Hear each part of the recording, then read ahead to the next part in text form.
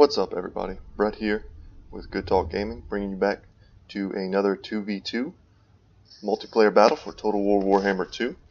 I'll be playing as Middenland, the Empire faction. My ally will be on the High Elves against a Lizardmen and Skaven army.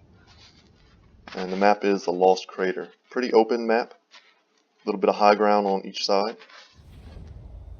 Alright, let's go ahead and put it in slow-mo so we can review the armies and I can kind of talk about my picks. So this is the second battle that we did in a kind of 3-game matchup. The host for these matches was the Lizardman player.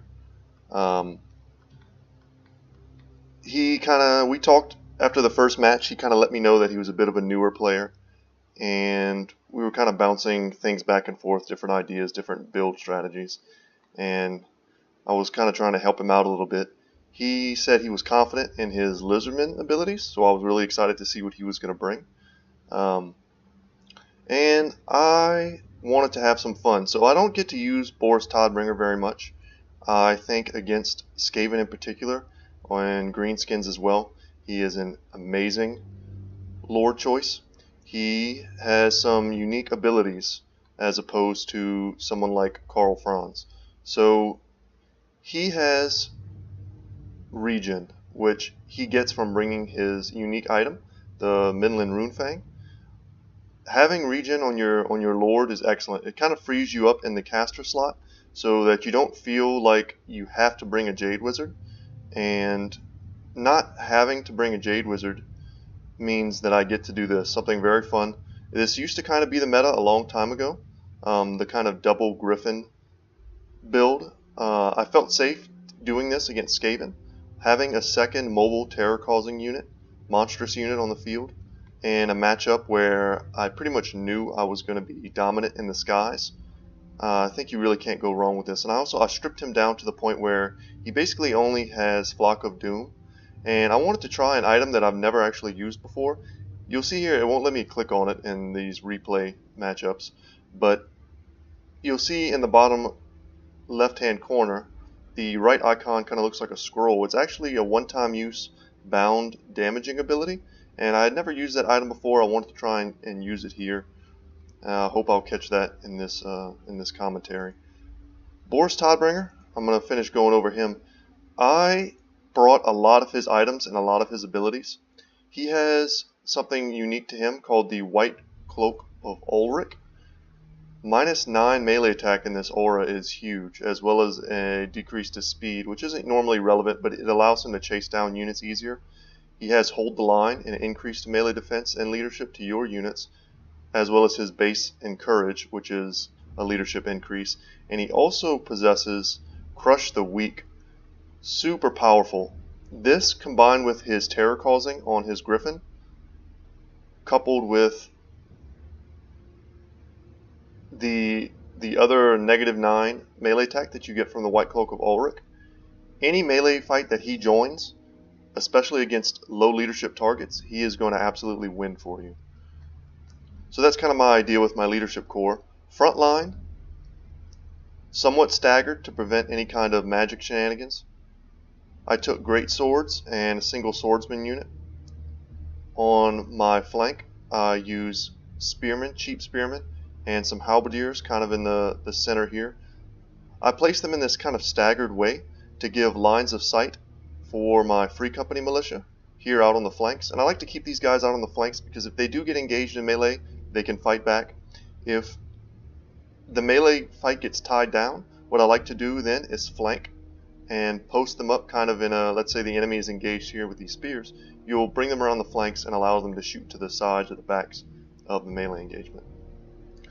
A little bit of protection here with the spearmen in the back guarding my 2 cannons, keeping them once again a little spread out for protection.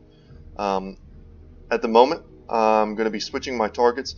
Now, since my opponent said he was a bit of a newer player, the last thing I want to do is cheese him out with my artillery. My ally, the High Elf player, also brought a little bit of artillery. If we were being really competitive and probably really mean, we would just turn all of our artillery onto Mazdamundi and snipe him down. He's very vulnerable, even though he does, on his palanquin, he does have, I want to say this is Yeah, it's not going to let me check. But I want to say it's something like 40% missile resistance, which is great against, you know, these archer units, but it's not going to do anything to protect him from these great cannons. So I did take 2 handgunners as well. And yeah, so I'm staying, you know, I'm kind of spread myself out to kind of meet the superior, what I expected to be the superior numbers of the Skaven. And I've taken up a position kind of on this hill to allow all of my, you know, powder range units that really need that line of sight. And you'll see here they're able to shoot cleanly over the heads of my front row. And I took a single witch hunter. You know, if our opponents here went, you know, big dinos, or, you know, Skaven sometimes like to get a lot of assassins, or, you know, just a lot of single model, single entity units.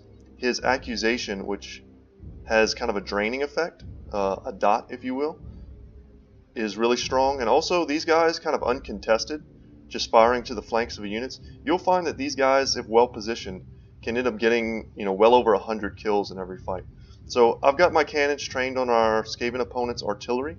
He did take 3 pieces, and I want to say they are 3 plague claw catapults, bit of a tongue twister, and he's going to be moving them into position here. Front row, very interesting. Clan rats, plague monks. He does have a single plague monk censer bearer, very elite infantry unit. They do have frenzy, as well as sundering armor and magical attacks. Sundering armor would be very good if he was able to get them onto my greatswords. He did take a single unit of rat ogres as well, and a single death glow bombardiers. So because I knew I had the air superiority, I'm going to be moving forward with my little bit of my goon squad, using some of my cannons to pick apart one catapult unit. They're very accurate, so they're going to be able to eventually take down these models here. And what you're going to see me do is bring one of these guys here and one here, and in that way we're going to actually tie down 3 very dangerous artillery units. The Lizardman player went with a heavy front line of Saurus warriors with shields, very sturdy, excellent against the high elves. With those shields they'll be protected from all of this range attack from the Sisters of Avalorn, even though they have a lot of armor piercing. And he actually went with a kind of a weird front line of Lothern Sea Guard with shields. The shield's not really necessary, but actually going to come into handy against this kind of scary vanguarded Chameleon Skink squad. Now Chameleon Skinks do have poison attacks. They are hidden right here. We actually can't see these guys, and I didn't see these guys for another minute or 2 until they began to engage. They do have stalk, and they also have very strong missile resistance, so they're great counter skirmishers. They can fire in a 360 arc with their 80 range. So not great range, but by the time you see them, because they are hidden, they're already in their own range, and when you start to counter skirmish them, you'll quickly realize they might as well have shields. They're loose formation, and they have high missile resistance. So traditional archer units aren't great. As I fly by here, I use a cast of Flock of Doom, just to kind of drain some of that Winds of Magic down. I'm recognizing early that my strategy, kind of not necessarily abandoning my front line, but taking my leadership, my very mobile leadership corps, and striking out and taking out these artillery pieces. I'm losing basically the benefits that I talked about at the very beginning. I'm losing the benefits of all these different buffs in the front line, and I'm sacrificing that to take these guys off the field. Taking a little bit of fire here from the Deathglow Bombardiers. These are the versions that are meant against infantry. You'll see in their tooltip it actually says anti-infantry, but they still, with their armor piercing, they can do quite a bit of damage against a very low armored Amber Wizard on his Griffin with only 50 armor compared to Boris Toddbringer with his 85. My High Elf ally is very high and tight. I'm assuming eventually he's going to pull back these Lothern Sea Guard. But let's go ahead and put it into full speed. I think that's pretty much everything. Oh, and for leadership as well, he did bring Queek. Queek has Stand Your Ground for some leadership buffs, AoE melee defense as well, which I think is a good cause. He has some of his items and some of his abilities, and as he uses those, I'll try and catch it, and we could talk about what they do. So my ally is moving forward his Phoenix Guard, his Sword Masters, these are very expensive, very valuable units. These guys actually have physical resistance innately. So against all these Saurus warriors, they'll do great. But what we don't want is for them to get picked apart by Plague Claw catapults. So that's why I'm prioritizing these guys heavily, taking them off the field. The Lizardman player, our opponent's moving forward his ranked up. He actually brought him all the way rank 9, Feral Carnosaur. So he's going to have great leadership, really high stats. And to kind of protect this pocket, this Eagle Claw Bolt Thrower, my ally with Alariel the Radiant, forgot to mention that as well. She's going to be providing a lot of healing for his front line this fight. He's moving up his Dragon Princes in the melee engagement, who are actually cursed right now with Curse of the Midnight Wind, making them much weaker with their melee attack and armor. And that's going to be coming from Lord Mazdamundi. So I was pretty heavily focused this battle on protecting my back line. My opponent Gay engaged here on the flanks with these clan rats. I'm chasing off these catapults, which I thought was very important. Witch Hunters is taking shots. I actually went ahead and used an accusation. I noticed that there were no single good targets here for accusation, so I just went ahead and used them on these very expensive Plague Monk Sensor Bearers, hoping to give my Halberdiers a bit of an edge, while some of my units fire on these Rat Ogres with their excellent line of sight. And at this point, I felt safe to move forward my Spearman backline protection unit in order to help me in the front line. I realized there were going to be no, Skaven hidden, Vanguard deployed in the corner here type units. So I felt safe to do that. And I'm actually sending over a unit of Halberds to help my ally. I'm engaging them on this Feral Carnosaur, which is a great target for them. And hopefully we'll save some of these Sisters of Avalon. Very valuable target. This Mazdamundi here for our opponent is overcasting, I believe, to get this AoE effect of Curse of the Midnight Wind, which is really weakening my ally's army. And where possible, I'm trying to send aid to my ally, because the Skaven player actually took quite a few of their resources, and in addition to the Lizardman player, they tried to overload the High Elf player.